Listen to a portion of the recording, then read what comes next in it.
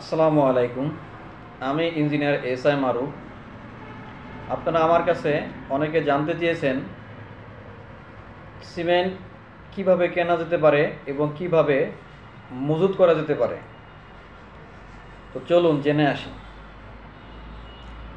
বাড়ি নির্মাণ করার পূর্বে আমাদের অতীব গুরুত্বপূর্ণ উপাদানের মধ্যে সিমেন্ট একটি অন্যতম। কারণ একটি ভবনের সকল কাজ নির্ভর করে সিমেন্টের উপর।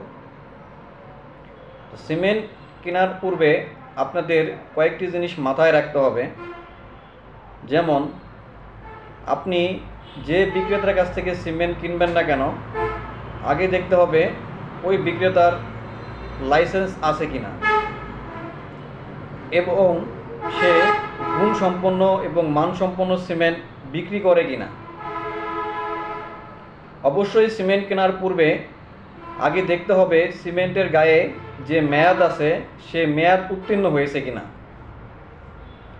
যদি দেখা যায় সিমেন্টের মেয়াদ 2 মাস থেকে বেশি হয়ে গেছে, সেক্ষেত্রে ওই সিমেন্ট না কেনাই উত্তম। কেননা অনেক দিন যাবৎ সিমেন্ট মজুত করে রাখলে সিমেন্টের শক্তি এবং স্থায়ী কমে যায়। একটা জিনিস মনে রাখবেন, বাড়ির কাজ করার সময় বাড়ির রং, টাইলস, ফিটিংস ইত্যাদি খারাপ হয়ে গেলে এগুলি যে কোনো সময় পরিবর্তন করা সম্ভব। কিন্তু আপনার সারা জীবনের উপার্জিত অর্থ দিয়ে যখন বাড়ি করবেন, আর ওই বাড়ি করার সময় যদি সিমেন্টের গুণাগুণ খারাপ হয়, সেক্ষেত্রে সেটি দিয়ে কাজ করালে আপনি আর পরিবর্তন করতে পারবেন না। তো এই সকল বিষয়কে মাথায় রেখে আপনারা সিমেন্ট কিনবেন। এখন অনেকে জানতে চেয়েছেন যে ভাই, কিভাবে তাহলে সিমেন্টকে অনেক দিন মজুত করে রাখা যায়। প্রথমত, সিমেন্ট কেনার পর ভবন নির্মাণের পাশে যখন সিমেন্ট মজুত করবেন, অবশ্যই বিল্ডিংয়ের মধ্যে রাখতে হবে। আর আরেকটা বিষয় খেয়াল রাখতে হবে, যেইখানে আপনি সিমেন্টকে মজুত করবেন সেইখানে যেন কোনোভাবে বাইরে আলো বাতাস এবং আলো কোনোভাবেই যেন সিমেন্টের গায়ে না লাগে।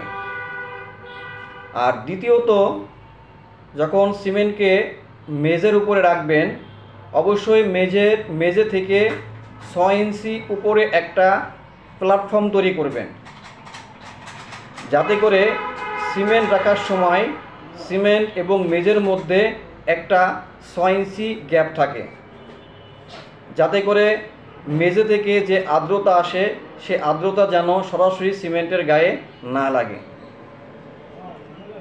দ্বিতীয়ত হচ্ছে, আপনি যখন সিমেন্টকে স্তূপ করে রাখবেন, অবশ্যই সিমেন্টকে 10টি বস্তার বেশি এক সারিতে রাখবেন না। কেননা যদি আপনি সিমেন্টকে 10 বস্তার অধিক সারি করে রাখেন, সেক্ষেত্রে ওভারলোডের কারণে সিমেন্টের নিচে যে বস্তাগুলি থাকবে সেই বস্তাগুলির মধ্যে দানা এবং শক্ত হয়ে যাওয়ার সম্ভাবনা বেশি থাকবে। একটা জিনিস মাথায় রাখবেন, আবহাওয়া থেকে সিমেন্ট কিন্তু পানি শোষণ করে, যার জন্য বাহিরের আবহাওয়া থেকে সম্পূর্ণ নিরবিচ্ছিন্ন রাখতে হবে।